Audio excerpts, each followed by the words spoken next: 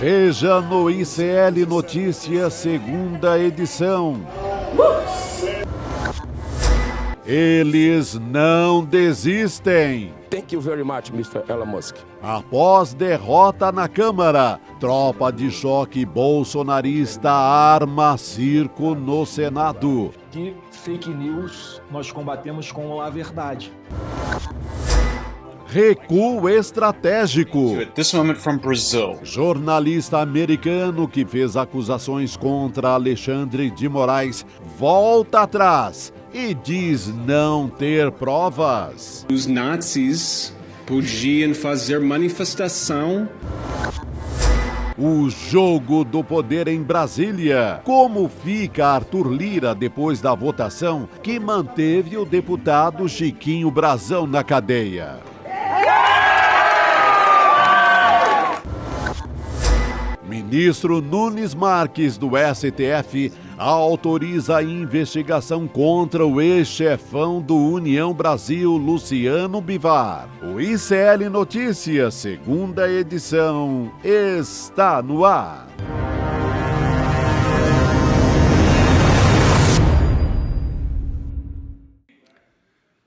(11 de abril de 2024, boa noite a todas e todos. Falamos ao vivo dos nossos estúdios, da nossa redação em São Paulo, terminando aqui as nossas manchetes, as nossas apurações, para daqui a pouco trazer para você o aprofundamento e análise sobre os fatos que marcaram o Brasil e o mundo no dia de hoje. Boa noite para você que mora nesse país em que o presidente da Câmara, Arthur Lira, um dos derrotados na votação de ontem, em que eles tentaram soltar o acusado pela morte de Marielle, o deputado Chiquinho Brazão, Arthur Lira sentiu o golpe, hein? Sentiu o golpe.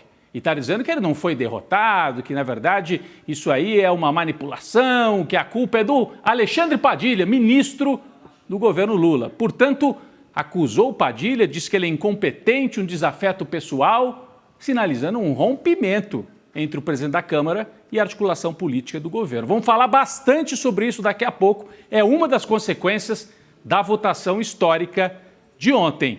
A extrema-direita, enquanto isso, segue a colocar o Brasil em xeque, né? Seja aqui no Brasil, seja no exterior. Hoje, um dos jornalistas ligados a Elon Musk foi ao parlamento e numa comissão no Senado falou em censura, não é? Aquele circo armado pela extrema-direita. Vamos falar bastante sobre isso também. Aqui a nossa equipe já preparando as imagens, os destaques para mais um ICL Notícias, segunda edição. Vamos embora, vamos para dentro aqui do estúdio. Boa noite, Gabi. Boa noite, Chico Sá. Boa noite.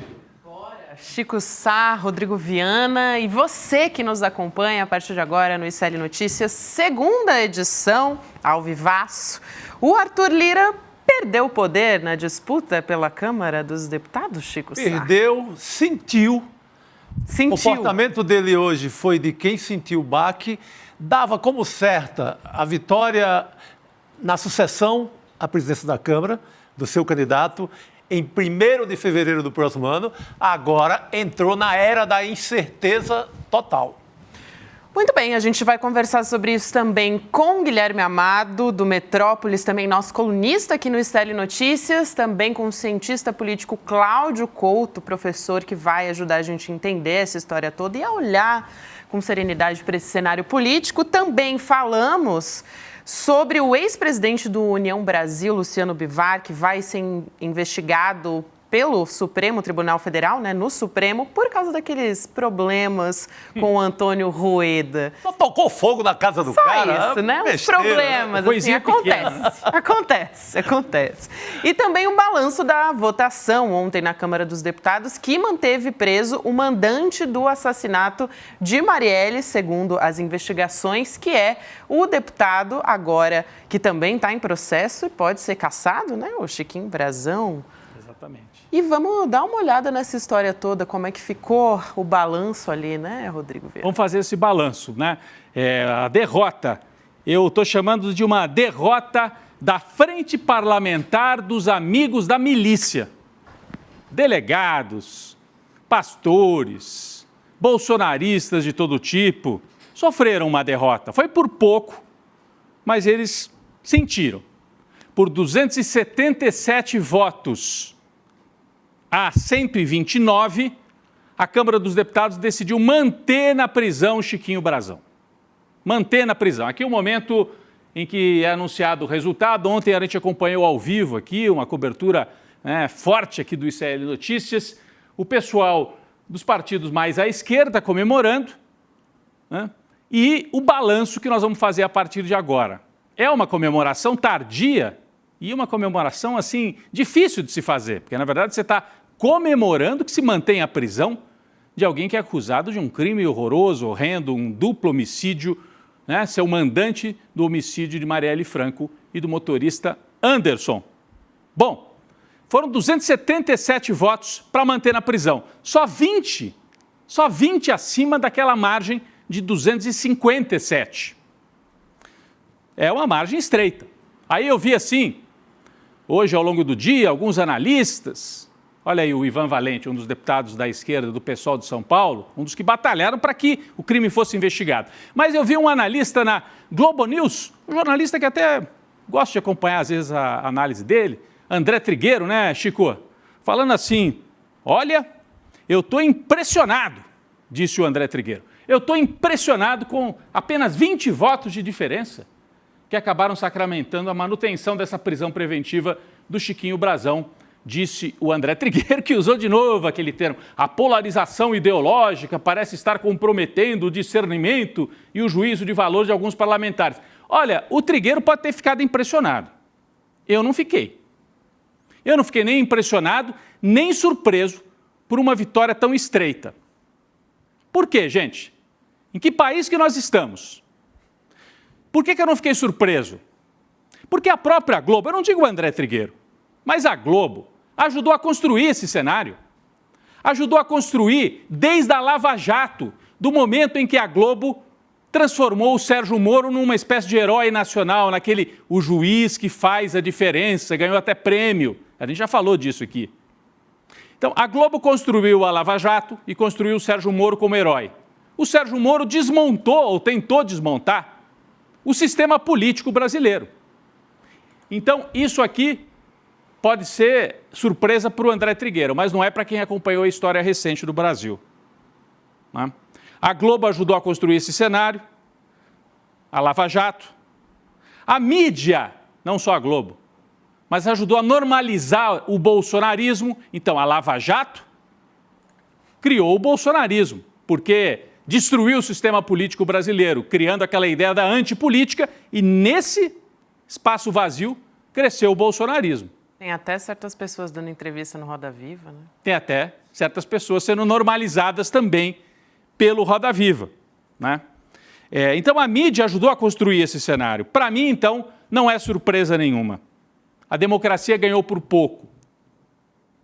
Ganhou por pouco.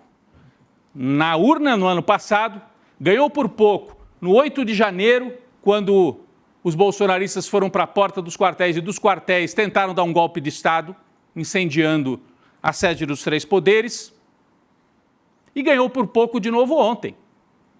Então, não me impressiona.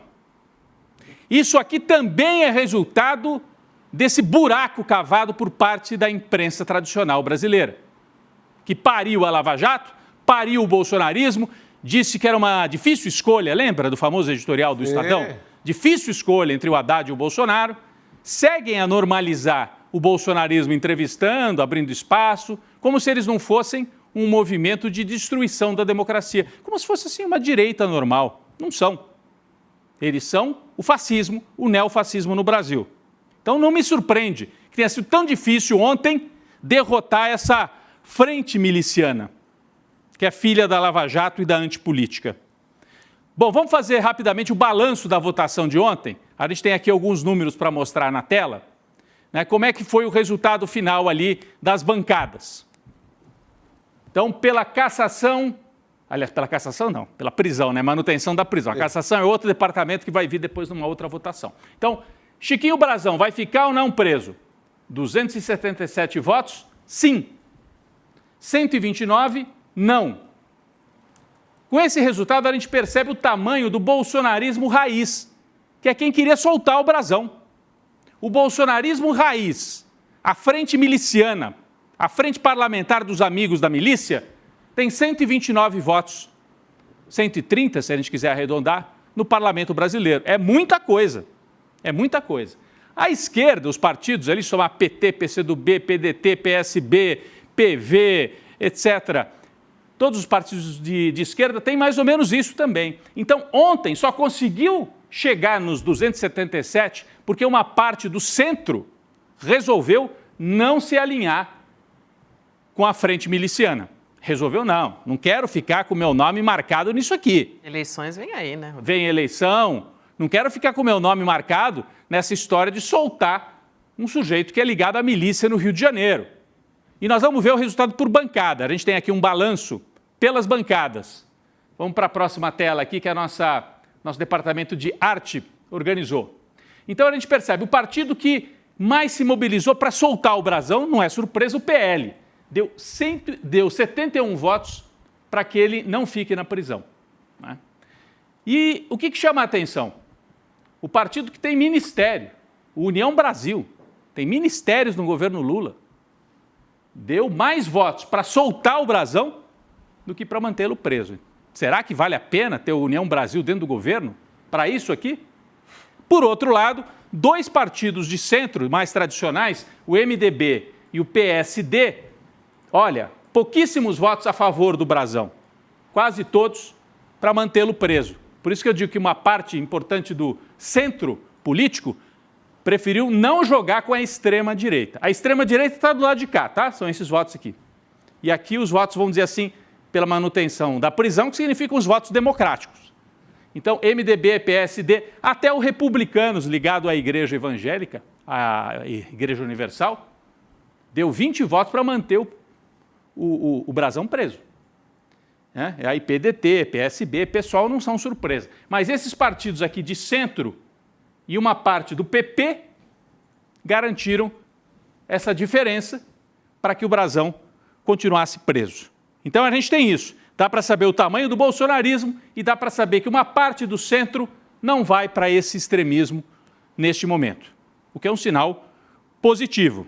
Quem é que são os grandes derrotados dessa votação? Em primeiríssimo lugar, a família Bolsonaro. Nós mostramos aqui ontem, né, Gabi? O Eduardo Bolsonaro gravou aquele vídeo falando, pelo amor de Deus, soltem o brasão. Defendendo a Constituição com unhas e dentes. Agora ele virou a favor da Constituição. Ele que dizia que ia mandar um cabo e um soldado para fechar o Supremo, agora está defendendo a Constituição. Ele está defendendo o pescoço da família dele, que o pai dele está com medo que o brasão, se ficar preso, delate e conte tudo que ele sabe lá do Rio de Janeiro.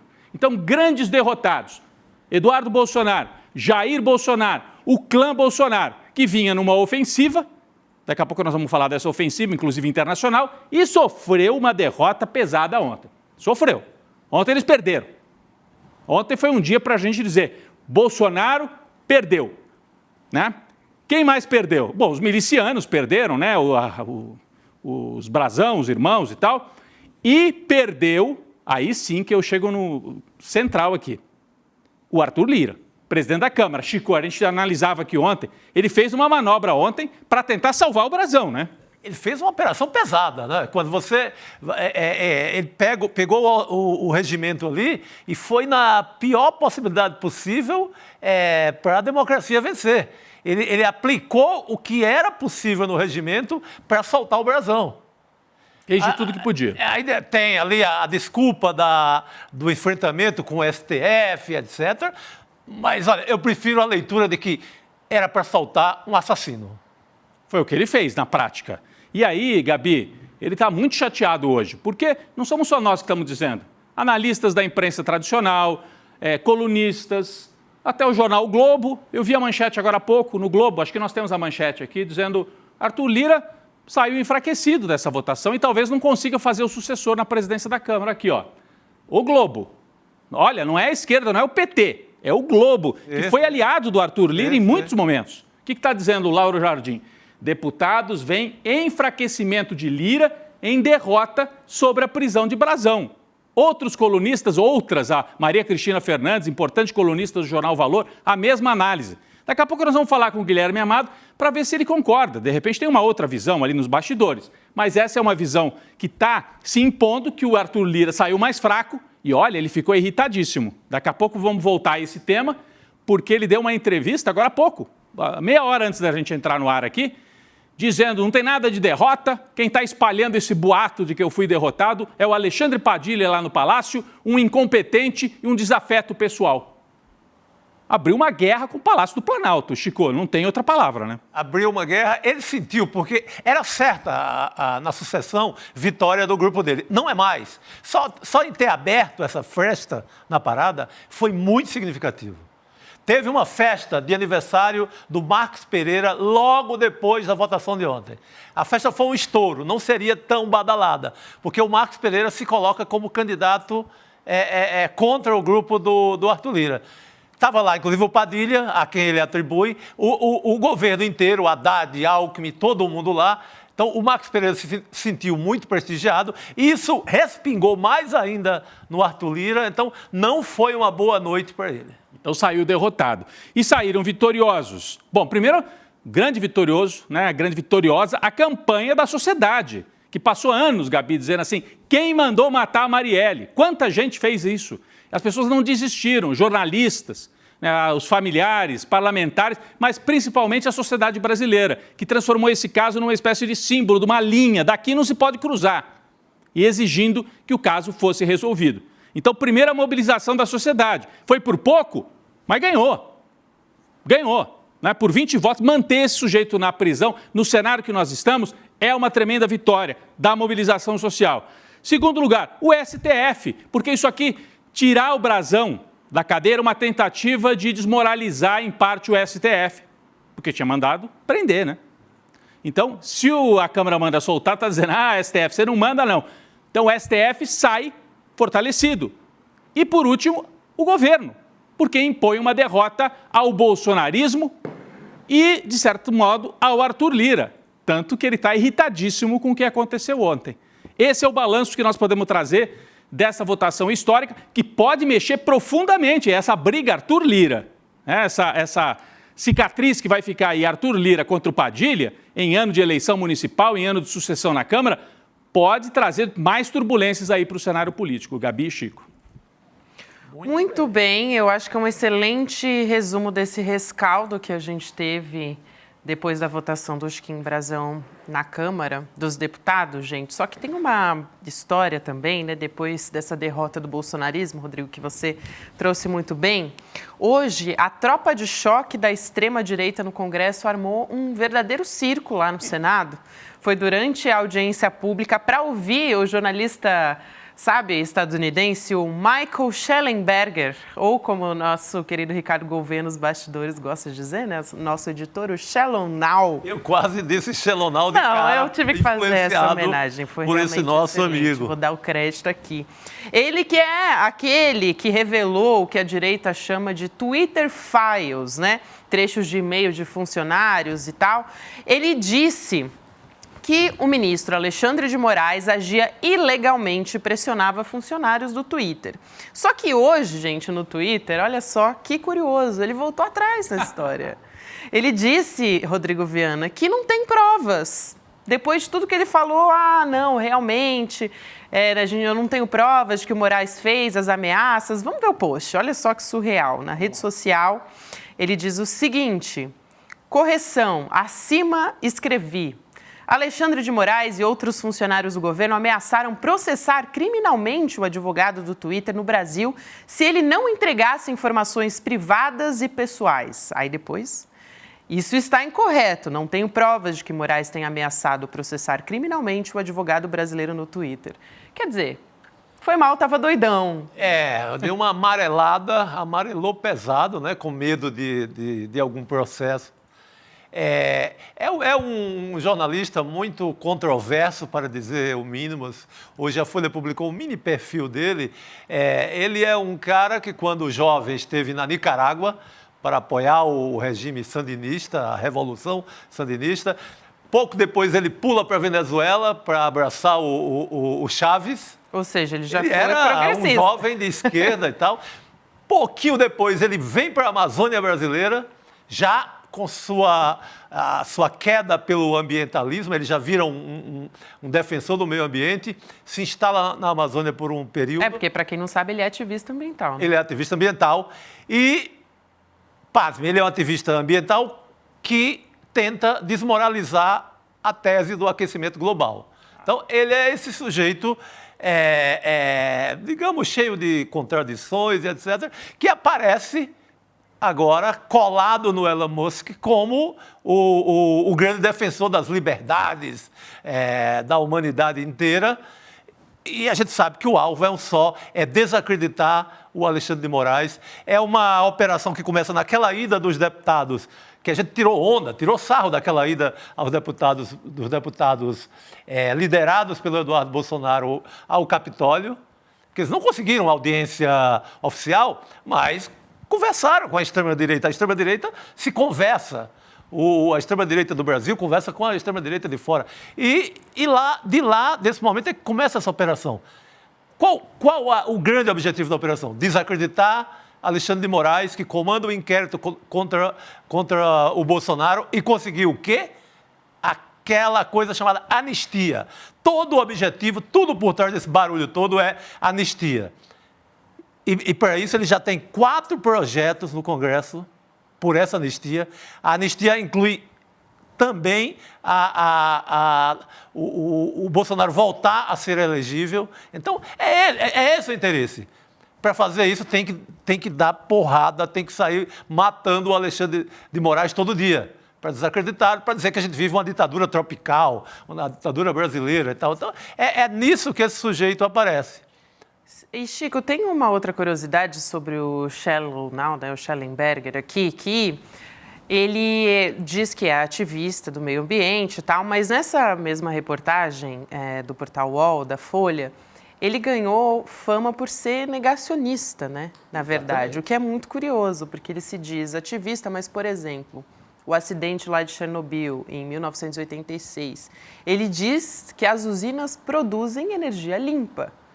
Então tem um contrassenso ali. Ele é um personagem hoje das usinas nucleares. Exatamente. Ele era antes um grande combatente. Então ele muda, ele é uma metamorfose. Ele tem até uma ONG nesse sentido, as usinas tem uma nucleares. ONG aí bem interesseira em ganhar dinheiro. E aí ele diz também, eu não sou bolsonarista.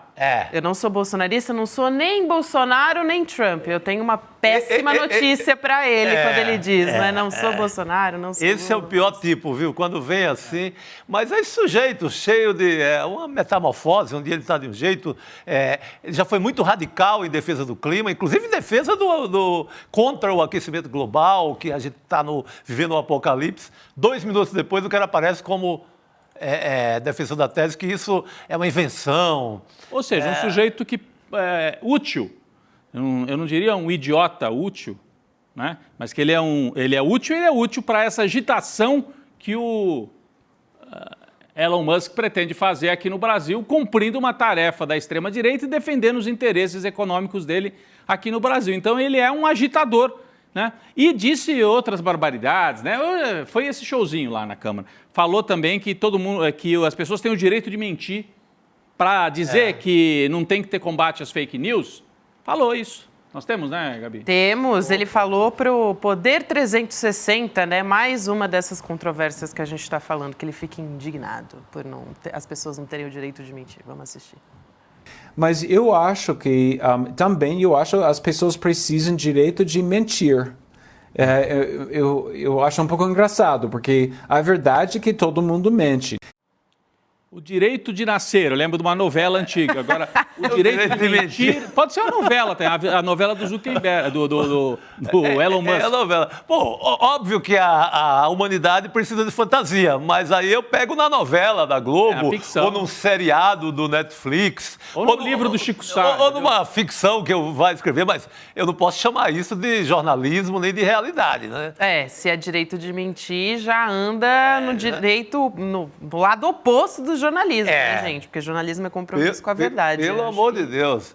Ele está querendo dizer assim, tanto faz se é verdade, se é mentira, cada um fala o que bem entende. Não é assim. Quer dizer, isso é assim porque é uma operação da extrema-direita para derrotar a democracia no mundo. É isso que eles têm feito. E aí, quando vem punição, eles espalham mentiras que são nocivas à saúde, à vida, etc. Não pode punir porque é o direito absoluto à liberdade de expressão, inclusive para mentir. Isso não existe. Isso aí não existe. O direito à vida está muito acima do direito à liberdade de expressão. O direito à vida, o direito à saúde, enfim. Tem outros direitos que eu entendo e eu defendo que estão acima disso. Ele é um sujeito que está a serviço de uma operação de extrema-direita no Brasil. É isso que ele está fazendo. E essa operação tem ele vindo para o Brasil, o Elon Musk atuando nas redes e os brasileiros deputados de extrema-direita atuando no exterior. Tudo junto, né, Gabi? Tudo junto. Agora tem uma comissão no Parlamento Europeu, né, tentando fazer a mesma coisa que fizeram no Capitólio, que é... Você pega fácil, você pega um deputado ou outro, você pega um jornalista desse tipo e você ali começa a gravar um vídeo, depois chama ele para uma audiência no Senado, você constrói um barulho. A gente tá há 4 dias nesse barulho dessa operação. Olha aí a fotografia, Chico e Gabi. Essa operação dos bolsonaristas na Europa, né? Aí capitaneado pelo rapaz que no trânsito matou... uma pessoa há pouco tempo, né, que é esse deputado de Goiás. Então, essa operação e consegue fazer um barulho. A gente está 5 dias falando nisso. O final de semana foi tomado por essa operação da Rede X ou desse jornalista, do Schellenberg. Então, consegue fazer um barulho miserável. Agora... A democracia está forte, eles não vencem, mas faz um barulho. E tá batendo muito nessa tecla hoje, né? Na audiência de hoje, inclusive, essa foi meio que a palavra de ordem ali. Eles usavam muito a censura, os bolsonaristas repetindo o tempo todo que o Brasil passa por violação de direito. Nunca vi isso, né? Violação de direito que todo mundo imposta o que quer e não acontece nada. Uma ditadura que parlamentares pegam dinheiro da Câmara ou do Senado, vão para Washington ou vão para a Europa, fazem toda essa operação, fazem umas comprinhas, voltam para o Brasil, fazem a maior farra do mundo e isso eles chamam de ditadura. Mas quais eram os parlamentares que estavam lá, né, nessa audiência? Flávio Bolsonaro, Magno Malta, o senador Marcos Pontes, também o astronauta, né, a Carla Zambelli também.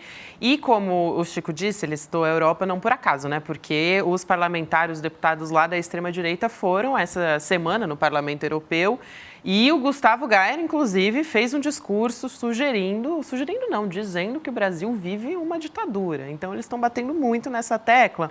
E, na verdade, essa ofensiva internacional ganhou força, inclusive, em março, né, quando teve aquela comitiva do Eduardo Bolsonaro, liderada por ele, em Washington. A agência pública, inclusive, revelou que essa iniciativa também envolve a articulação de sanções internacionais contra o Brasil. Isso porque, segundo a extrema-direita, a gente estaria vivendo, adivinha, uma ditadura. Que é exatamente o que o Musk vem batendo na tecla nessa última semana e na anterior também. E fazendo ataques ao ministro Alexandre de Moraes. Hoje, inclusive, falando no Musk, para a gente não deixar de citar também como é que ele vem agindo, ele disse que é verdade que o Brasil vive numa falsa democracia. A gente tem essa imagem. Ele retuitou uma notícia sobre o Gustavo Gayer. E aí ele diz o seguinte, né, para quem está olhando aí na tela, tem um tweet em que a notícia é a seguinte, diz assim, alto funcionário brasileiro do Parlamento da União Europeia, : o Brasil é um experimento de falsa democracia. E aí a aspa do Gayer a tirania é como um vírus, eles sempre encontram uma maneira de se adaptar. E aí depois o Elon Musk vai compartilhar isso e diz, true. Então, concordando, né, ali, dizendo eu acho que é verdade. Tem uma outra leitura, porque ali em cima diz assim, o Brasil é um experimento de falsa democracia. O Elon Musk diz, true. Então não é falso, é verdadeiro. Quer dizer, mas ele está querendo dizer, evidentemente, que é verdade a afirmação. É verdade a afirmação do Gayer. A afirmação do Gayer. Exato. Mas a gente pode interpretar de várias maneiras. E ele está, assim, o Elon Musk não está se aguentando, né? Ele está tweetando todo dia. Ele virou o Carluxo. Soltaram o telefone do Carluxo na mão do Elon Musk. Total. Ele virou um participante do gabinete do ódio.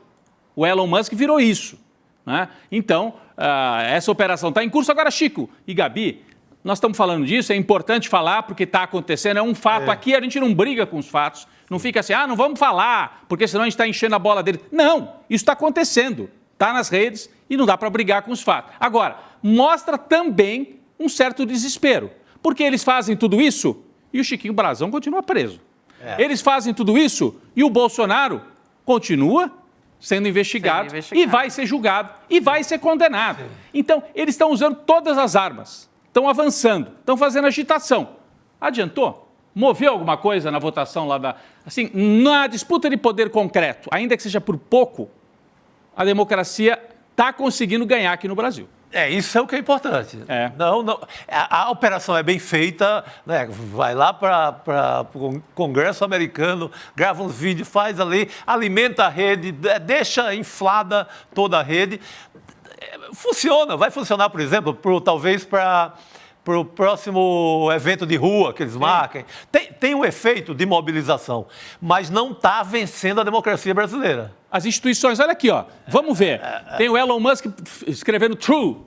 Tem o Geyer falando besteira internacionalmente, passando vergonha em inglês. Né? Falando em tirania. Aliás, ele é professor de inglês, né, o Geyer, além de atropelador, além de mau motorista. Mas ele é professor de inglês.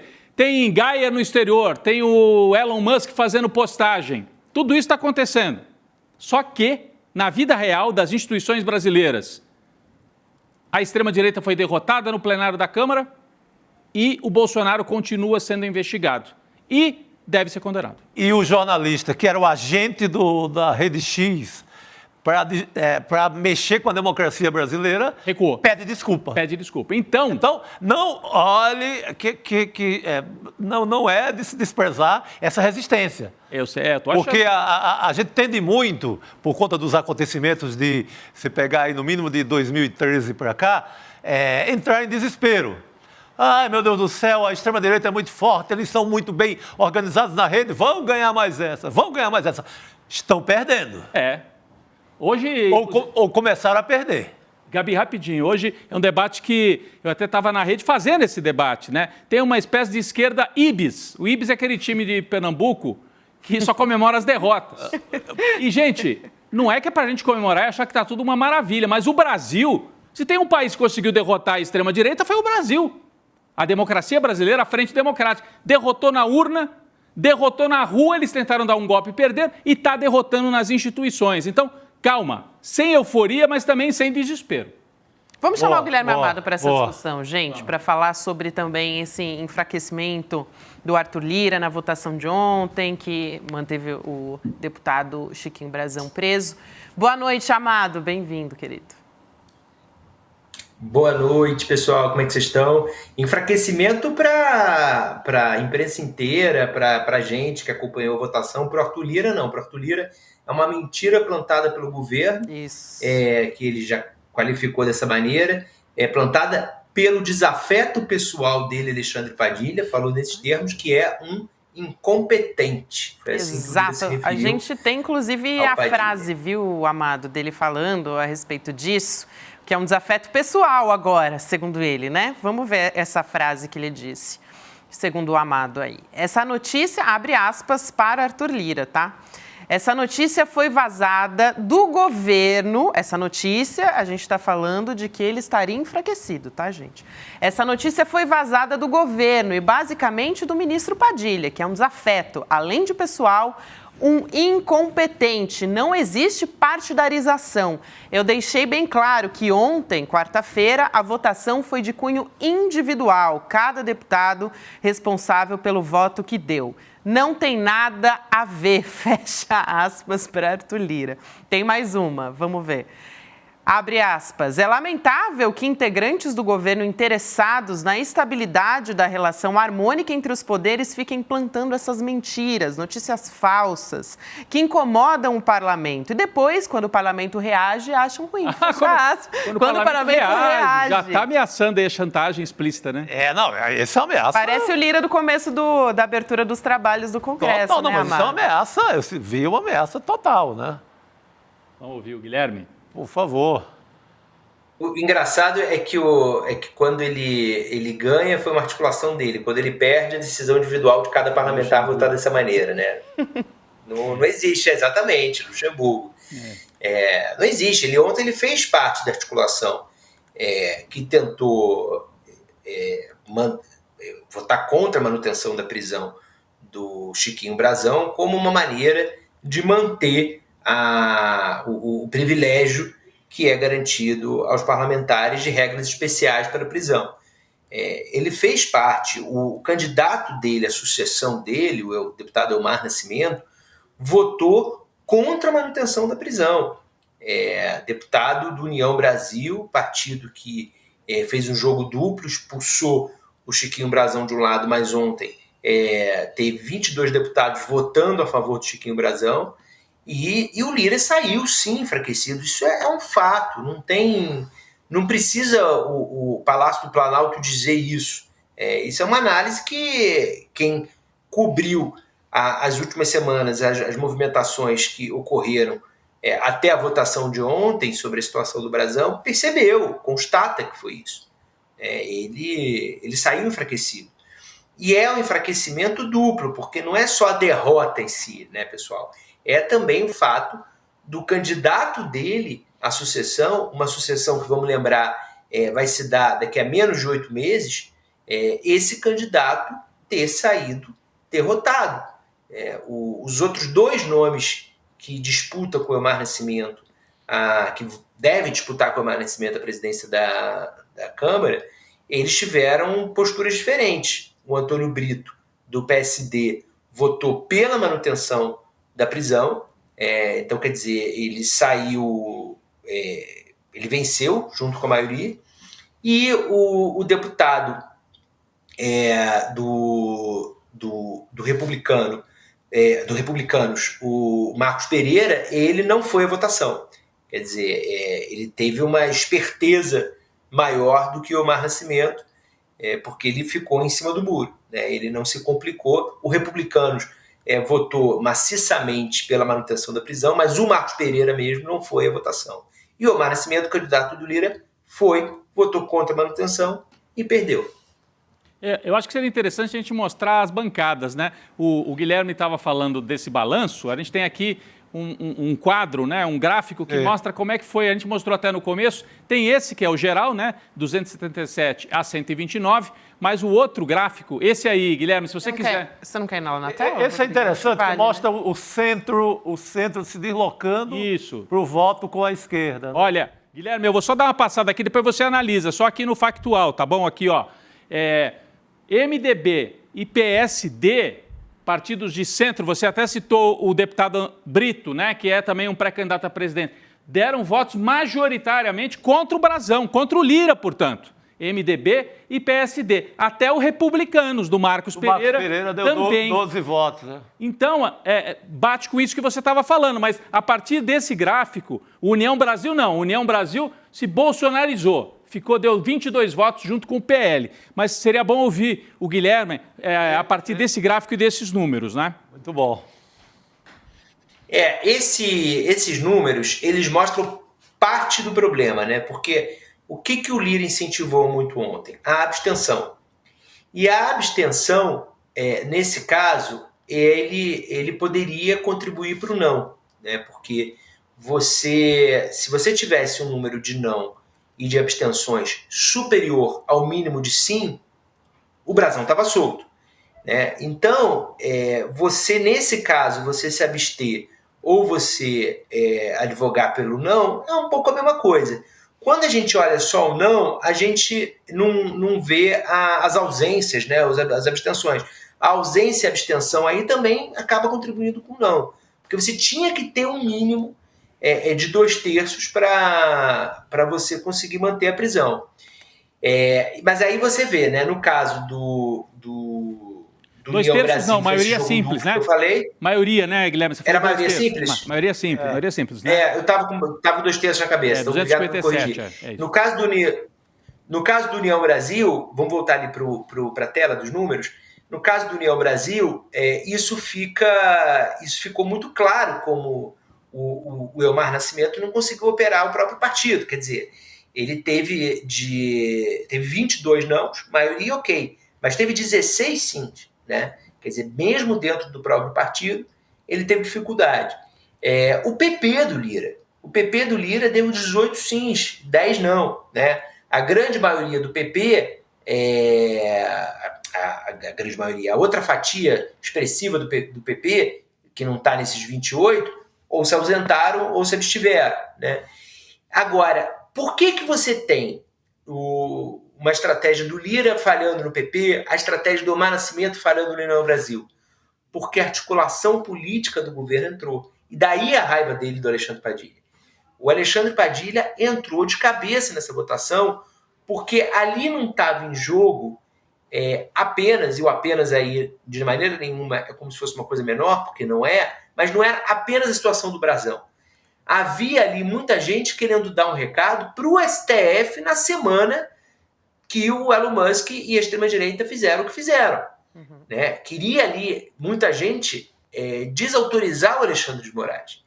Então, o governo entendeu que era o caso, sim, de o governo entrar, articular para ganhar. E aí fez com que a ascendência do Elmar Brasil no União Brasil não fosse tão forte, do Elmar Nascimento no União Brasil não fosse tão forte, do próprio Lira do PP não fosse tão forte, dividiu as bancadas. Isso preocupou muito, e daí a irritação do Arthur Lira, preocupou muito o Arthur Lira, porque isso mostrou o seguinte, que se o governo trabalhar, se o governo quiser, o governo tem condições de construir uma candidatura para derrotar a candidatura do sucessor do Lira em janeiro do ano que vem. Falando em sucessor, deixa eu só trazer uma imagem aqui também que a gente separou, Chico, porque a gente fez uma arte dos 3 deputados postulantes, né, a suceder o Arthur Lira. Então, como votaram esses postulantes, né, a sucessão do Lira? A gente tem o Elmar Nascimento votando não, então, para soltar, né, o Chiquinho Brasão. Antônio Brito, do PSD, votando sim, e faltou o Marcos Pereira, como disse o Guilherme, que é do Republicanos e de São Paulo, o Elmar Nascimento, que é do União Brasil da Bahia, né? Inclusive, um dos grandes problemas do presidente da Câmara é que aliados dele estavam entre os que articularam, pela libertação do Chiquinho Brasão. Exatamente. Não, eu ia falar com o Guilherme exatamente sobre o Marcos Pereira. Ele pode alegar que era o aniversário dele. Ele estava preparando uma festa para onde o Padilha, agora na mira do Lira, foi levar o abraço do Lula e tal, e o Haddad, o Alckmin, estava o governo inteiro lá. Tá pintando como candidato do governo nessa parada, não, Guilherme? O Marcos Pereira, ele é hoje mais bem colocado do que o Antônio Brito. O Antônio Brito talvez fosse o favorito do que o Marcos Pereira. Vamos lembrar que o Marcos Pereira preside o Republicanos, que era um partido da base do Jair Bolsonaro, é o partido da Igreja Universal, não é um partido que nos últimos anos tenha caminhado ao lado do PT. Caminhou muito, né? No passado foi base dos governos do PT, o próprio Marcos Pereira foi ministro da indústria no governo Dilma, então não é uma relação que começaria do zero. Mas por que o Marcos Pereira está mais bem colocado? Porque ele conversa mais com um lado da Câmara distante do Palácio do Planalto, justamente por ter sido base do Bolsonaro. E isso, então, torna a candidatura dele mais forte do que a do Antônio Brito.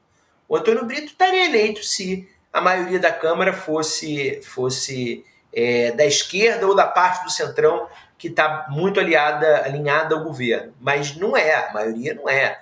A gente sabe que a esquerda não é a maioria, né?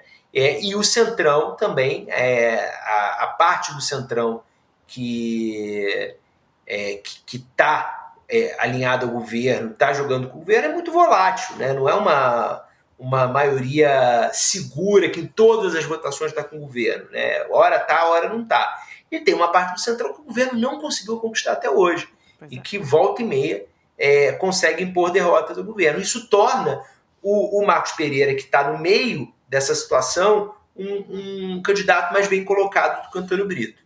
Guilherme, tem uma outra informação importante, daqui a pouco a gente vai até trazer aqui para a tela. Houve uma reunião da Glaze. Eu ia lembrar isso. Com a direção da Record, portanto, com a turma do Edir Macedo, da qual faz parte o Marcos Pereira. Ele é licenciado, foi pastor ou bispo, não tenho certeza, mas foi da estrutura da IURD, da Igreja Universal do Reino de Deus. E é um parlamentar, né, que cumpre ali as ordens e transita na turma do Edir Macedo. Então, a Glaze, é matéria de hoje, esteve reunida com a direção da Record em Brasília e teria selado esse pacto de não agressão. É o que o Guilherme falou. Marcaram uma agenda de entrevistas com personagens do governo, coisas que não... né? Por exemplo, o Haddad não falou ainda, ministro da Fazenda, ele não teve uma entrevista na TV Record. Teria sido acertado essa conversa. Então, para quem andava se bicando, é um começo de algum entendimento. Né? Até porque é isso que o Guilherme lembrou, né? A Igreja Universal teve nos governos do PT e teve até ministério, né? Ministério da Pesca, né? O sobrinho do Edir Macedo. A Dilma vai na inauguração do Templo de Salomão. Exato. Com Edir Macedo aqui em São Paulo. E eu acompanhei a visita do Lula na inauguração da Record News em São Paulo. Acompanhei, na época eu trabalhava lá. Então, teve toda essa aproximação, depois eles rompem e agora tem uma tentativa de reaproximação. O que eu estou dizendo, né, Gabi? Que tem tudo a ver com o Marcos Pereira, né, tentando agora, nesse momento, para ele, tá perfeito, né, se isso acontecer. Eu acho que tem risco aí, porque Marcos Pereira, olha, a pauta que ele vai trazer como presidente da Câmara é a pauta de costumes do Edir Macedo. Não, qualquer um aí vai custar caro. O PT chegou a processar a Record, né? Não, qualquer um desses aí custa caro. Custa caro, Custa caro. É ver qual que mais, assim, pelo menos uns centavos mais barato, mas é coisa pesada. Mas olha a manchete aí, Chico. Record e PT selam a paz após negociações de 2 meses e briga nas eleições. Glaze Hoffmann deu entrevista para a emissora e a relação melhorou nos bastidores. Guilherme, desculpa, falamos aqui, acho que você queria comentar isso também, né? Eu acho que é uma reaproximação natural. Vamos lembrar que o Edir Macedo piscou para o PT logo depois da vitória do Lula e levou um safanão público da Glaze, ainda na transição. O Edir Macedo fez uma declaração falando sobre o resultado das eleições e dando, não lembro exatamente as palavras, mas dando uma manifestação positiva na direção do governo. E a Glaze foi para o Twitter e rechaçou completamente. Deu uma cotovelada. Deu uma cotovelada braba e disse uma coisa tipo, não vem agora depois do que vocês fizeram, não vem, não quero papo. E na época a própria Glaze foi muito criticada por outros quadros do PT, que falaram, isso não é ser realista, a gente vai precisar dessa turma para governar. Daqui a um mês o Lula toma posse e o republicano está lá com seus 50 deputados. Né? Não sei se o número é exatamente esse, mas é uma coisa nessa ordem. Enfim, passou um tempo, tá aí, a Glaze foi a Record, como essa notícia da Folha informou, e estão se aproximando. E é o realismo, né? É aquela coisa, né, que eu falei essa semana. Eu acho que lá no N1, não adianta dizer o meu Deus não é o Deus do Silas Malafaia, quando tem um monte de gente que acredita no Silas Malafaia, são brasileiros também e são governados pelo Lula também. Então, assim, se o Lula acha que o Deus dele não é o Deus do Silas Malafaia, ele guarda essa informação para ele, porque não ajuda nada o Brasil ele ficar falando isso. Só ajuda o Silas Malafaia, que vai mobilizar mais ainda o ódio dos seus seguidores, dos seus fiéis contra o governo. Perfeito. Tem uma outra história aqui que eu queria trazer para a gente conversar com o Guilherme Amado, né? Que é a história do Jair Renan, né? Do 04. O Jair Bolsonaro decidiu livrar a barra do filho Jair Renan, que deve R$360 mil para o Banco Santander e já está ameaçado, inclusive, de ter os bens tomados. Então, para evitar que essa história respingue, como já está respingando no nome da família, né, Bolsonaro, então ele deve pagar essa dívida. O pai, né, o pai Jair. Mas fica Jair. A parte criminal, porque tem uma hora lá que ele usa dados falsos, né? Então... não é só a dívida, né? Essa parte tem uma denúncia de lavagem de dinheiro, uso de documento falso, falsidade ideológica contra o Jair Renan. Então, essa denúncia que foi apresentada pelo Ministério Público do Distrito Federal e foi aceita pelo Tribunal de Justiça do DF, o MP está alegando que o Jair Renan usou documentos falsos para pedir um empréstimo para a empresa dele, né? Exatamente. Então, o papai vai salvar a parte da grana ali, vai pagar, eu acho que resolve com o banco, mas com a justiça Aí fica, já né? é outra questão. Queria ouvir o Guilherme Amado também sobre essa história. É isso mesmo, uma coisa é uma coisa, outra coisa é outra coisa. A parte criminal vai seguir, mas o Bolsonaro tem a avaliação de que correr por aí que o filho estava dando um calote de 360 mil estava afetando a imagem dele, Bolsonaro, e ele tem bastante dinheiro. Vamos lembrar que ele ganhou 17 milhões em Pix, né? Ele tem bastante dinheiro para pagar uma dívida de 360 mil. Que, na verdade, na hora que for pagar, não são 360 mil mais, né? Porque a dívida não pertence mais ao Santander, o Santander vendeu a dívida para essas empresas especializadas em cobrança de dívida, e essas empresas elas fazem uma negociação, dão um abatimento, principalmente quando o pagamento é à vista. Então, provavelmente, na hora de pagar, o Jair Renan vai conseguir um abatimento disso e vai pagar, e vai quitar a dívida por um pouco menos. Sobre a parte criminal, não é brincadeira. O Jair Renan diz que ele foi enganado. Nossa, gente. Tão ingênuo, né, rapaz? É isso. Muito, muito ingênuo. Puxa vida, né? E agora, em outubro, ele vai querer ser eleito vereador. Ele vai pedir o voto das pessoas para ser vereador. O rapaz foi enganado, foi vítima de um golpe, mas ele vai querer se eleger vereador. Eu posso voltar para o tema anterior, porque eu acho que ainda tem potencial para perguntar aqui para o Guilherme Amado, que é o tema do Arthur Lira, porque, gente, não é algo banal. Não. O presidente da Câmara chamar de incompetente o Padilha, que é o articulador político, e dizer que ele é um desafeto pessoal, é declaração de guerra, né, entre um poder e um dos principais ministros do outro poder, né? Então, não é algo banal. Então, a pergunta, Guilherme, primeiro, você acha que isso pode gerar instabilidade e dificuldade para o governo na Câmara? Ou o Lira está naquela reta final em que ele é que está com seu poder se reduzindo? Esse é o primeiro ponto. E depois, se você puder comentar, diante de tudo isso, afinal, quem que você acha que é o favorito hoje, se você fosse apostar? Olha aí a imagem do Padilha, né? Que o Lira chamou de incompetente, mas a família da Marielle estava abraçando a ministra. Né? Foi isso que o Lira não gostou. Acho que isso que o Lira não gostou. E ver o Padilha, né? E aí ver que ele tinha se empenhado mesmo. Incompetente eu não sei, porque ele ganhou, né, no voto. Agora, a médio prazo, pode gerar problemas para o governo, ou a curto prazo agora nos próximos meses? Acho que não muda muita coisa não, sabe, Rodrigo? Porque o Lira já não fala com o Padilha há meses. Então, assim, escancarar essa briga... E o Padilha está fazendo a coisa certa, né? O Lira vai com canhão, o Padilha vem com flores. O Lira vai com canhão, então assim, o Lira vai ficar falando sozinho. A diferença é a seguinte, o que o Lira fez hoje assegurou uma coisa: o Alexandre Padilha não será demitido.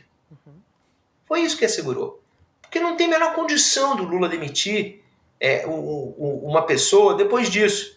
O que o Lira fez assegurou o emprego do Padilha um bom tempo ainda.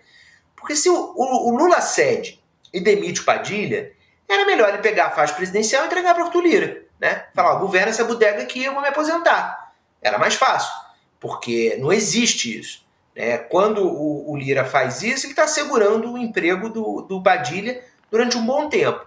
Só que é o que você falou. Cada dia agora, até o fim do ano, é um grau que o café do Lira fica mais frio. E quando chegar em janeiro, quando chegar 1º de fevereiro de 2025, que é o dia da eleição, muito provavelmente, ao fim desse dia, o Alexandre Padilha vai continuar ministro e o Arthur Lira vai ser mais um dos 513 deputados. Então, assim, o Lira ele foi burro no que ele fez politicamente. Ele que é tão inteligente politicamente, hoje ele errou, porque ele não ganha nada com isso. Ele acha o quê? Que o Lula vai ficar nervoso, vai ligar, Janja, agora eu vou demitir, vai tremer, vai lá demitir o Padilha. Não existe isso. É achar que está tratando com o moleque. Ele podia, com o Bolsonaro, esse tipo de grito podia funcionar, não vai funcionar com o Lula. Tem a questão também, já que a gente entrou nesse assunto, do Eduardo Cunha, né? Que está ali circulando e está atuando nos bastidores por meio da filha, que agora está ali no gabinete. E hoje o Demore usou um termo interessante também no CL Notícias primeira edição, que foi atuando como um primeiro-ministro do Arthur Lira. E ele demonstrou que ele não está morto politicamente também, né? O Eduardo Cunha. Acho um movimento um tanto quanto interessante. Mas foi derrotado junto, né? Foi derrotado. Foi da turma dos derrotados ontem. Derrotado, e tem um desmantelamento da base dele no Rio, né? A prisão do Brasão mexe muito com o mundo do Eduardo Cunha eleitoralmente. Tudo bem, a filha já está eleita, tem um mandato garantido, mas ele perde força com o Brasão no Chilindró. Ontem, Guilherme, a gente trouxe bastante, um pouquinho antes da votação, né, esse mapeamento, o Demore falou bastante sobre isso, que o Eduardo Cunha estava em Brasília atuando especificamente para soltar o Brasão. Então também é um personagem que sai derrotado depois desses 277 a 129, né, ao lado do Lira, ao lado do bolsonarismo, ou não? Sem dúvida, sai derrotado. E a filha foi com toda a força no convencimento. Ela teve um momento lá numa reunião que ela falou, hoje é o Brasão, amanhã pode ser um de nós. Foi para esse tipo de argumentação. E perderam, né? E você está coberto de razão, Rodrigo. Para o Eduardo Cunha é muito ruim isso, porque os Brasão sempre fizeram dobradinha no Rio de Janeiro. Sim. Com o Eduardo Cunha.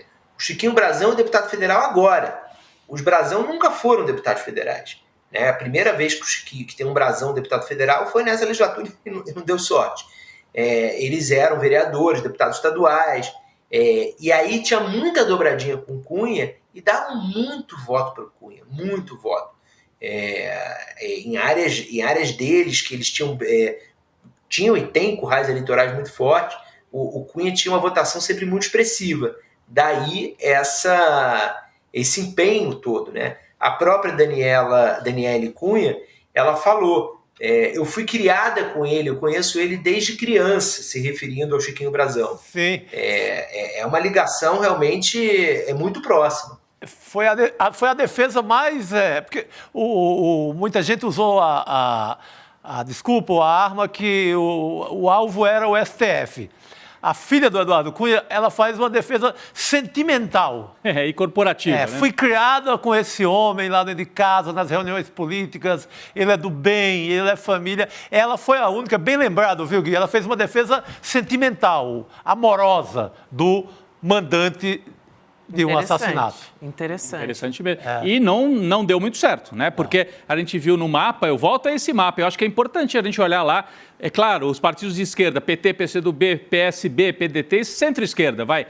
Esses 120, 130 votos ali, a gente já esperava. Agora, MDB, PSD, os dois partidos, 90% ficaram contra o Brasão, ficaram a favor de mantê-lo preso. Então, esse movimento aí, esse centro-direita, se desvinculou do bolsonarismo nesse episódio. Mesmo 12 votos, pensando no republicanos como algo muito ligado à Igreja Universal, aos pastores, já é a intenção do Marcos Pereira rachar. De rachar, para conseguir a presidência. Depois eu não sei, né? Depois o preço Foi bom vocês falarem de Marcos Pereira de novo, porque tem um ponto sobre ele que acabou que a gente não tratou, que é Tarcísio, né? O Tarcísio, ele é um grande problema para essa aliança entre os republicanos e o governo. Sim. E aí, aquela coisa do Tarcísio ir para o PL, que o Bolsonaro, há cerca de um mês, afiançou que estava decidido que o Tarcísio iria para o PL e tal, que é uma coisa que o Tarcísio publicamente nem negou nem confirmou, né? O Marcos Pereira foi a público, disse que não, que o Tarcísio disse para ele que ficaria, tal, mas o Tarcísio mesmo não falou. Agora, se o Tarcísio sai e vai para o PL, ele está colocando o Marcos Republicano na antessala do Palácio do Planalto para auxiliar o Lula. Sim. Porque aí os republicanos não têm mais o Estado de São Paulo, né?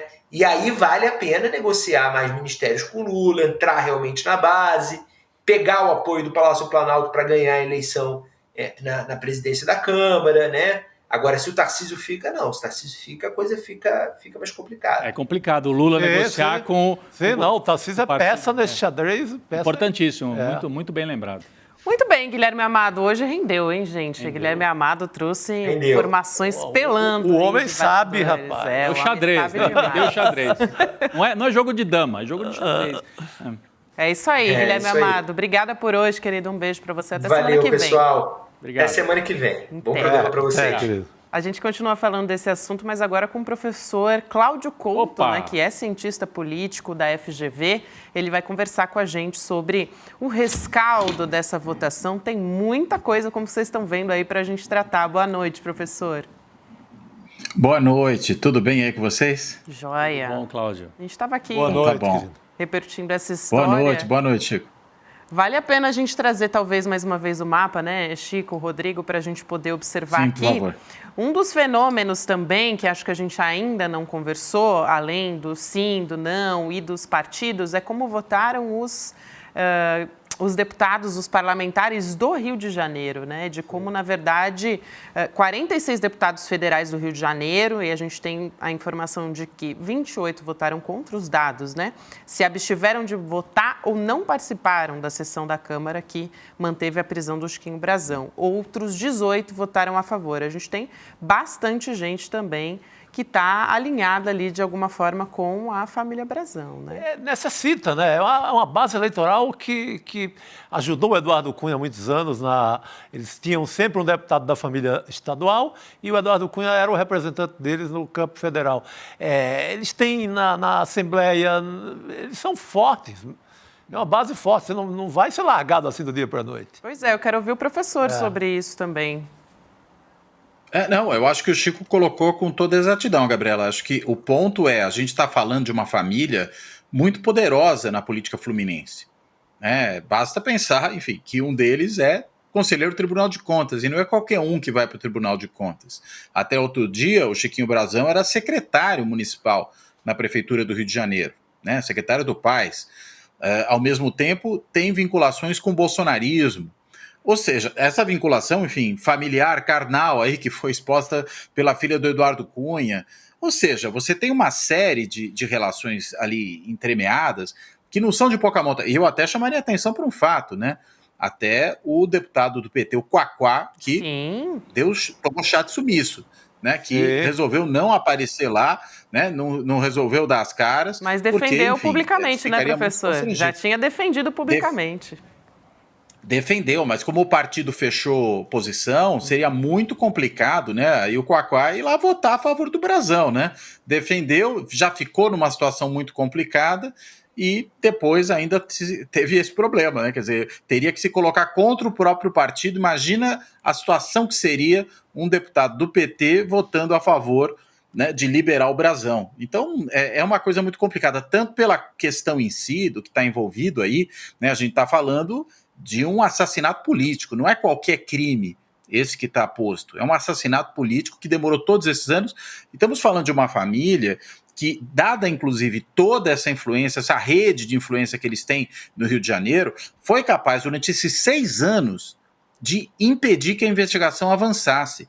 Então, claro que a prisão preventiva nesse caso, ela não se dá fora de um contexto, ela se dá num contexto que nós estamos falando de figuras altamente poderosas no estado do Rio de Janeiro e que, tão poderosas que são, conseguiram obstaculizar as investigações durante 6 anos. Então, como é que seria esses 2 indivíduos soltos? Né? Não é o indivíduo, sei lá, que foi pego porque desviou verba de alguma coisa, ele não oferece risco exatamente, necessariamente a ninguém. Aí a gente está falando de crime de sangue. A gente está falando de vinculação com milícia, com crime organizado, que não é, enfim, qualquer tipo de organização criminosa, uma organização criminosa que mata seus adversários e mata sistematicamente. Então, eu acho que a prisão preventiva era mais do que necessária nesse caso, e quem votou contra ela não levou e acabou se expondo, né? Desse ponto de vista, pode até ter sido muito positivo, né? Porque acabou mostrando claramente quem é quem ali, dentro dos partidos e mesmo os partidos, né? O PL, enfim, votou massivamente a favor de liberar o Brazão, com exceção ali de, se não me engano, 7, né, deputados que votaram em outra direção, né? Que são aqueles que provavelmente já têm ali tido algum tipo de dissidência, né? Se a gente olhar outras votações do PL, são aqueles. Você tem um pequeno número de parlamentares ali que já tem votado mais em consonância com o governo do que propriamente com o PL, né? E provavelmente são esses 7. Ainda não fiz essa comparação com as votações anteriores para saber. Mas, de resto, a gente vê partidos muito divididos, o que sinaliza que a eleição para a sucessão do... Eu ia falar do Eduardo Cunha, né? Não é à toa. Do Arthur Lira, ela pode ser uma sucessão talvez mais interessante, mais emocionante do que estava se pintando até pouco tempo. Ou seja, e não é à toa que hoje o Lira estava cuspindo marimbondo, né? É isso que eu ia te perguntar, Cláudio. Ele percebeu, né? Que se enfraqueceu. Cláudio, obrigado pela sua presença aqui, um prazer falar com você ao vivo aqui no ICL. Sempre um prazer falar com você também, Rodrigo. Muito bom. 2 grandes derrotados aqui, né? A família Bolsonaro, porque eles botaram a cara, né? Ontem o Eduardo Bolsonaro gravou aquele vídeo, né? E, me parece, o Arthur Lira. Agora, tiveram reações diferentes e até surpreendentes, porque enquanto o bolsonarismo, que é dado a gritar, falar, não sei o quê, não passou recibo e tocou a ficha adiante, já está com pauta de agitação, continua naquela pauta de agitação internacional e tal, o bolsonarismo é que deveria sair gritando, e não gritou, mas foi derrotado.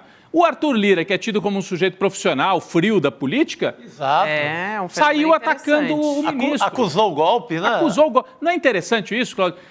Será que mostra uma certa fraqueza? Porque o Arthur Lira não é dado a esses rompantes. Tirando no início da abertura do ano do Congresso, verdade, que ele também chegou ali dizendo, olha só, vamos mostrar. E a gente tem que entender que a gente está lidando. Mas não foi logo depois de uma derrota, né? Só para pontuar essa questão. Isso. A gente tem que saber que a gente está falando, né, professor, de um cara que teve 464 votos para a presidência da Câmara.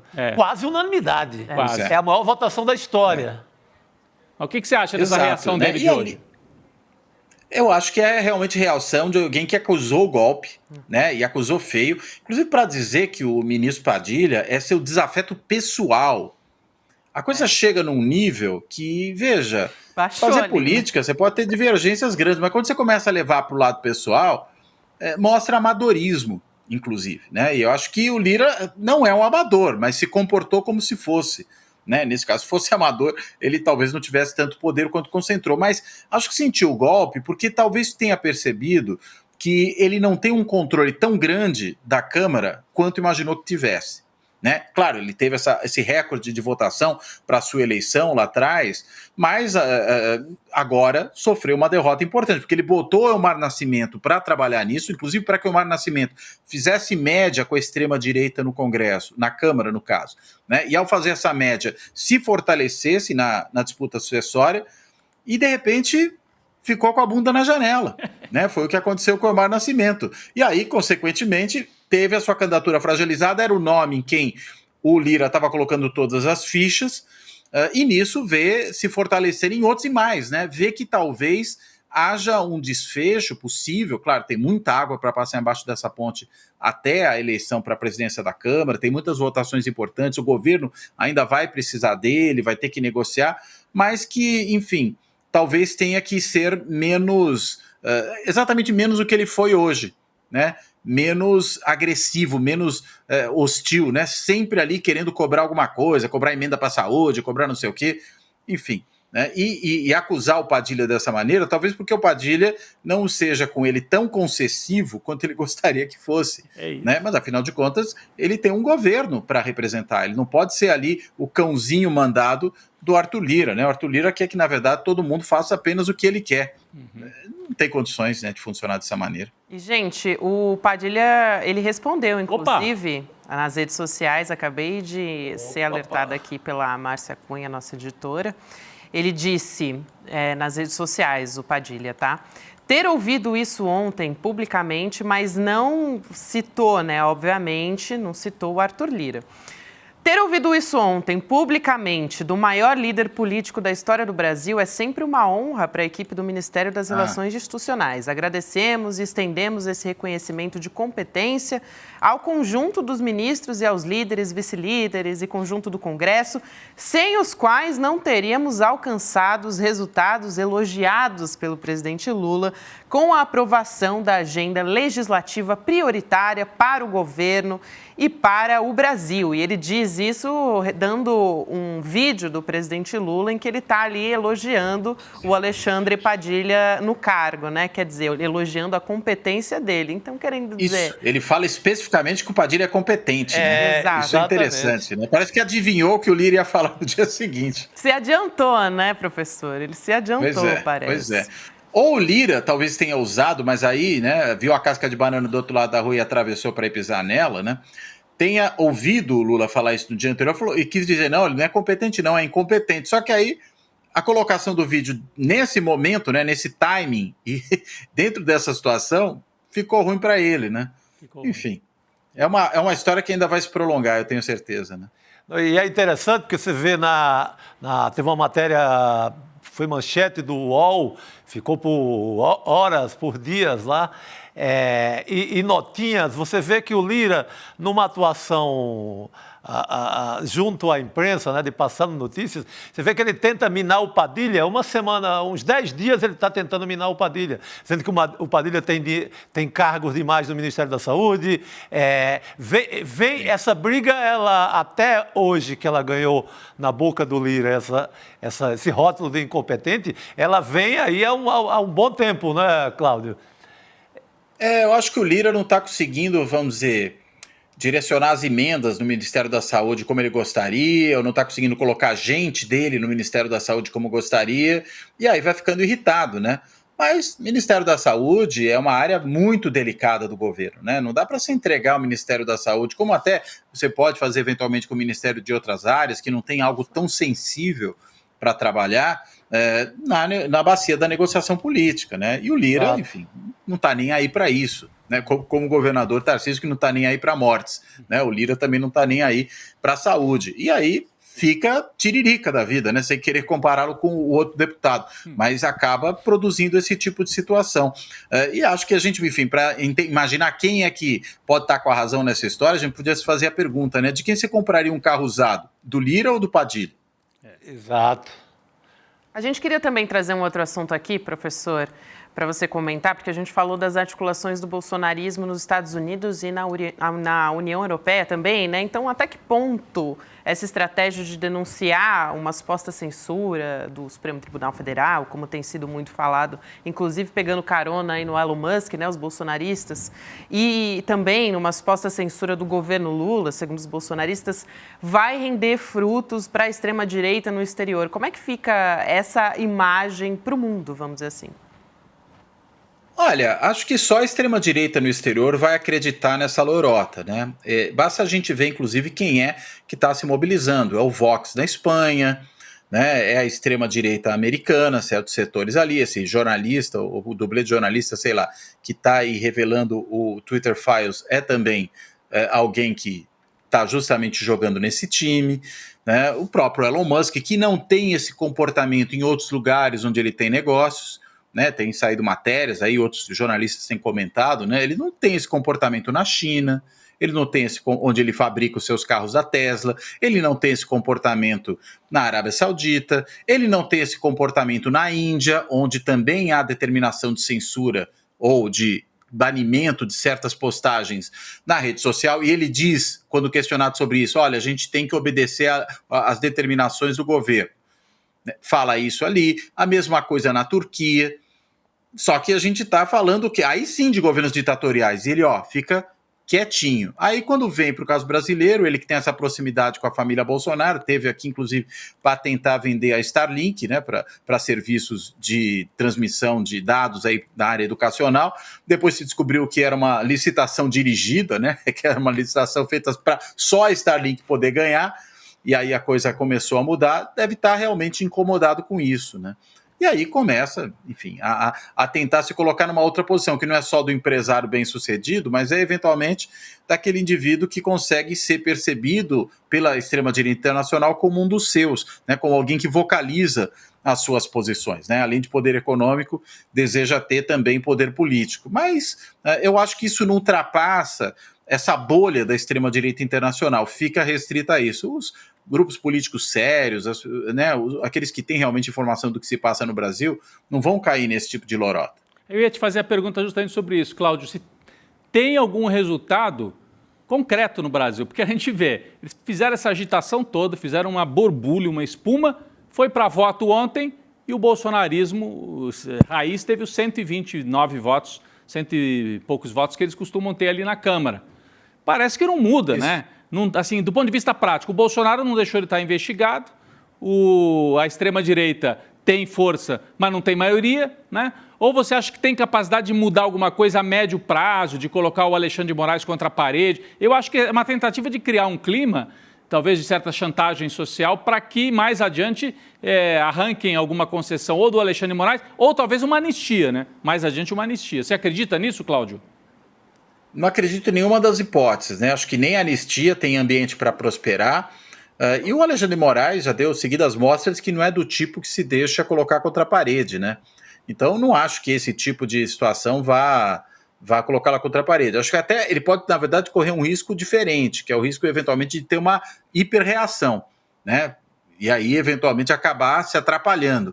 Mas ser posto contra a parede mesmo, eu acho muito difícil. Eu acho, inclusive, que ele agiu na medida, na decisão que ele tomou, né? Não fez muito estardalhaço, simplesmente falou, olha, ele está dizendo aqui que não vai respeitar a determinação judicial, que vai liberar contas, né, que estão bloqueadas por determinação judicial, então é melhor investigar o que esse senhor anda fazendo. E colocou como investigado no inquérito. Eu acho que agiu na medida, sem maior estardalhaço.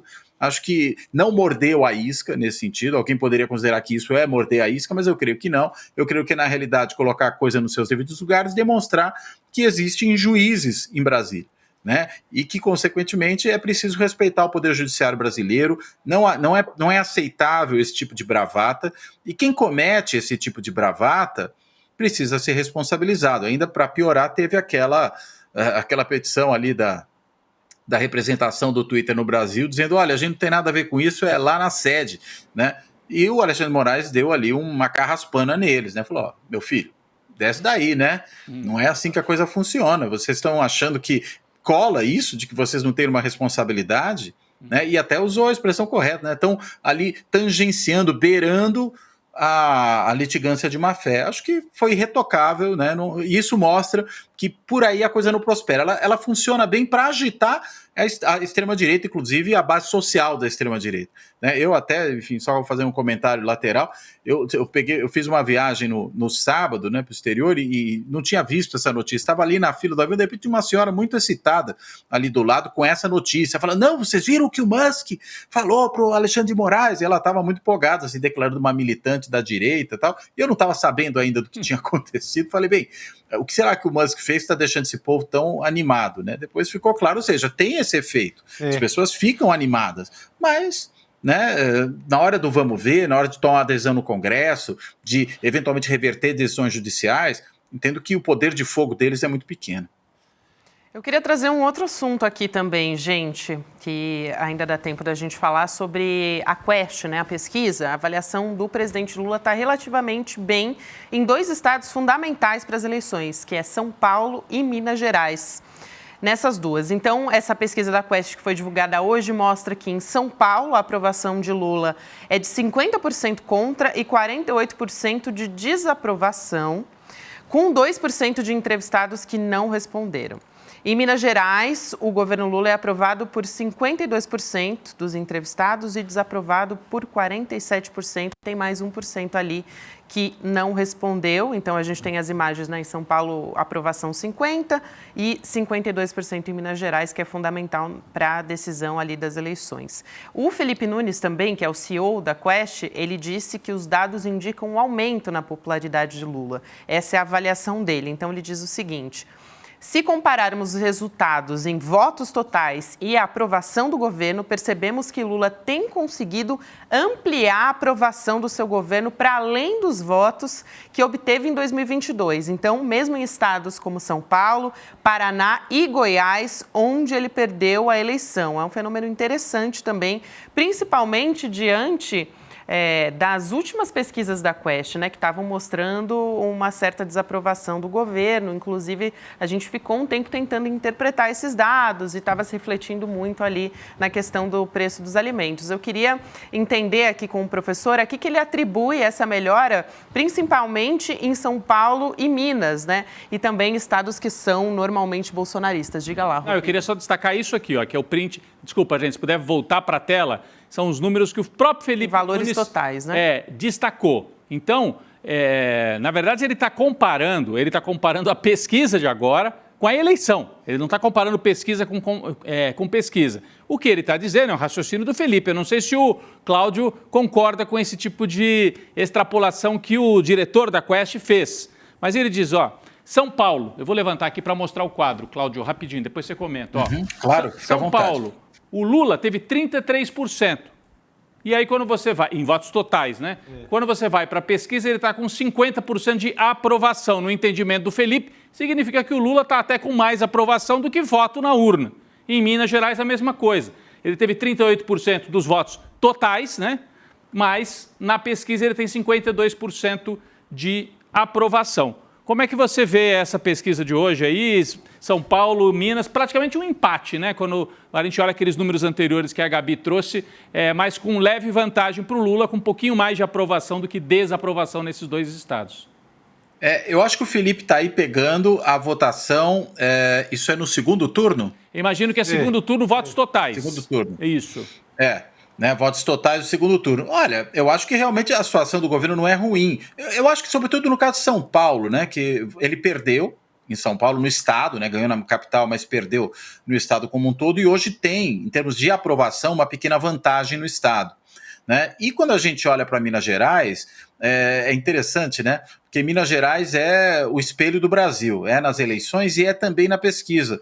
Né? Quando você olha o relatório inteiro da pesquisa da Quest, e ele traz também ali uma barrinha que compara a pesquisa que foi feita no Brasil com as pesquisas nesses estados, né, nesses 4 estados. E Minas Gerais, como sempre, está ali espelhando o resultado brasileiro, né? Claro, não é exatamente, mas é muito próximo e o movimento é basicamente o mesmo, né? Então, me parece que Lula, que ganhou por muito pouco em Minas Gerais, parece que hoje recupera um pouquinho do fôlego. Né? O que também tem a ver, talvez, com uma certa piora da avaliação que no Estado tem o governador Zema, né, que foi importante ali para carrear votos para o bolsonarismo, para reduzir essa margem no Estado. Né? Embora você ainda tenha, por exemplo, Belo Horizonte hoje, que é uma cidade que tem sido, ao longo de vários anos, governada, né, por prefeitos mais progressistas, tem hoje ali ponteando alguns candidatos da direita e até da extrema-direita. Mas quando você pensa no Estado como um todo, o Lula hoje já tem uma situação um pouco mais confortável. Né? Mas São Paulo, para mim, chama atenção. Perdeu no Estado, ganha na aprovação. Não dá também para afirmar que isso automaticamente redundaria em votos favoráveis a Lula numa eventual reeleição. Acho que a gente tem que ir com calma, né? É só uma pesquisa de apreciação, o pessoal pode até aprovar o governo, mas de repente na hora de olhar as candidaturas tem outros fatores que consideram importantes. E há outros elementos ali na pesquisa que acho que também tem que ser vistos, me chamaram a atenção aí nos 4 estados, né? Quando você pergunta, isso já tinha aparecido em pesquisas nacionais. Quando você pergunta para as pessoas, como é que você acha que está a economia do país? Está piorando ou melhorando nos últimos 12 meses? E você tem nesses estados um grande número de pessoas ali, mais de 40%, que acham que está piorando. Aí quando pergunta a sua situação, aí elas não acham que está piorando, acham que está bem. Que curioso então isso, é engraçado, Cláudio. né? Qual é a explicação para isso? Realmente isso apareceu, né? Nos 4 estados pesquisados hoje. A pessoa acha que a economia, em geral, está piorando, mas a vida dela, do ponto de vista econômico, está um pouco melhor.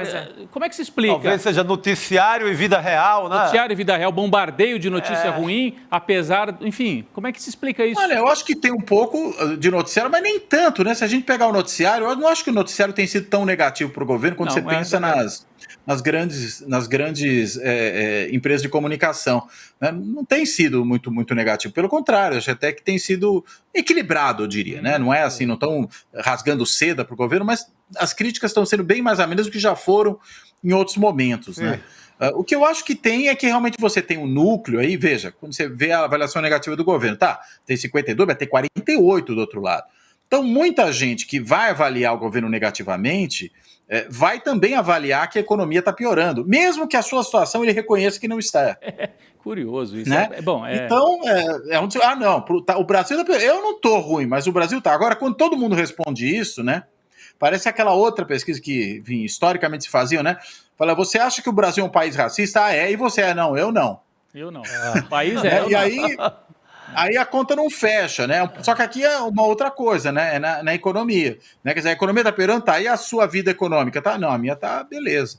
Tá ok. Então, eu acho que esse descolamento tem a ver com isso, né? Tem um espaço, portanto, para o governo trabalhar. Esse descolamento mostra que é um espaço para o governo trabalhar. Exatamente. Exato. Para as pessoas reconhecerem que, de fato, é também resultado da ação do governo essa situação econômica que elas notam como positiva para si. Muito bem, professor Cláudio Couto, que é cientista político e professor da FGV, muito obrigada pela sua presença aqui. É sempre um prazer te receber, professora. Um abraço e até uma próxima. Obrigado, Gabriela. Boa noite aí, boa noite, Chico. Boa noite, Rodrigo. E o nosso time está melhorando, viu, Rodrigo? Tá melhorando. Viva o Romeiro. Romeiro e mais 10. Romeiro e Romário. Esses corintianos. Vai Corinthians, é isso aí. Vai Valeu, Corinthians. gente. A gente continua por aqui. Saiu uma notícia agora há pouco que a gente vai conversar. Só fazendo uma pontuação que acho que vale a pena, que o Maurício Arruda nos avisou aqui, Rodrigo, que a maioria da imprensa, né, dos portais, leu essa pesquisa da Quest como ruim para o Lula. Então, interessante aqui, né? Trazer uma pesquisa da Quest, a nova dor de cabeça para Lula. Quer dizer, interessante ali, né? O recorte que está fazendo. Bom, vamos falar de outra coisa aqui. Além de que uma coisa é a aprovação e outra coisa é a avaliação do governo, né? Agora, a gente vai falar rapidinho a respeito da saidinha, né? Que é uma notícia que saiu agora. A manchete da Folha de São Paulo é a seguinte: Lula veta projeto e mantém saidinhas de presos para visita a familiares e o Congresso vai dar a palavra final sobre essa decisão. A ala política do governo foi contrária a veto por temer azedar a relação com os parlamentares. Então, o presidente Lula vetou parcialmente esse projeto que acaba com as saídas temporárias dos presos, que tinha sido aprovado pelo Congresso, e com isso ele mantém, então, as saidinhas para que os detentos possam visitar as famílias em datas comemorativas, anúncio que foi feito pelo ministro Ricardo Lewandowski, da Justiça e da Segurança Pública, durante um pronunciamento.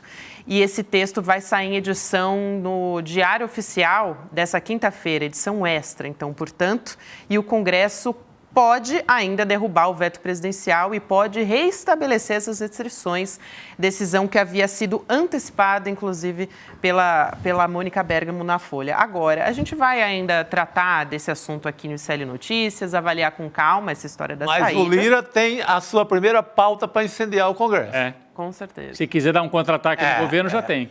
Porque é uma pauta muito populista, né, de segurança, então é perfeita para o Arthur Lira mostrar que, não estou tão morto assim. É difícil porque é algo que não rende voto, muito pelo contrário. Exatamente. É difícil, é uma pauta até difícil entre os progressistas, mas a gente vai tratar a respeito disso, vai trazer aqui no ICL Notícias Primeira Edição, no Em Detalhes também a gente deve discutir, então vamos abordar esse assunto, vamos colocar aquela lupa, né, gente? Calma, não vamos nos precipitar aqui e dizer que, nossa, o Lula... Não. A gente vai olhar com calma. É muito o dedo do Lewandowski, que é um estudioso do sistema carcerário. Exatamente. E tem muita experiência no Conselho Nacional de Justiça, que tem justamente esse olhar para o sistema penitenciário superlotado.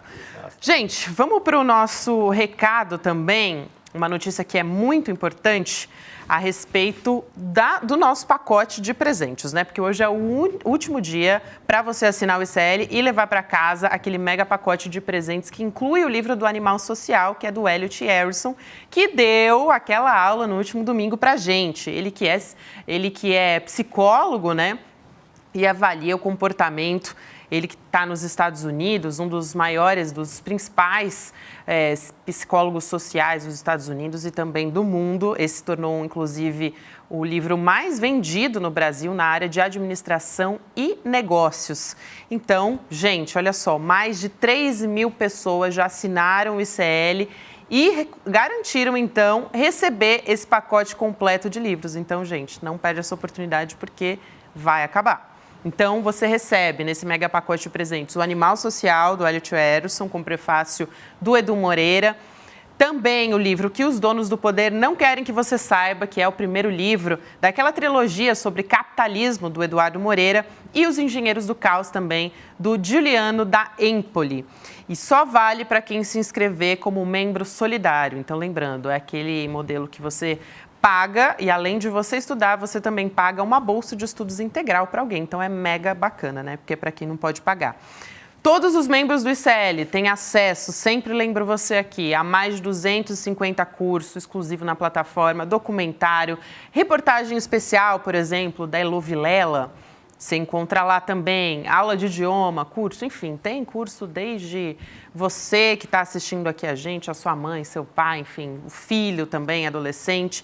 Então, além de poder rever essa aula com o Elliot, se você assina essa última do último final de semana, você também tem acesso integral ao novo curso também que está vindo aí com o psicanalista Christian Dunker. Gente, eu confesso que eu fiquei muito feliz, porque eu amo Christian Dunker. Ele que é maravilhoso, né?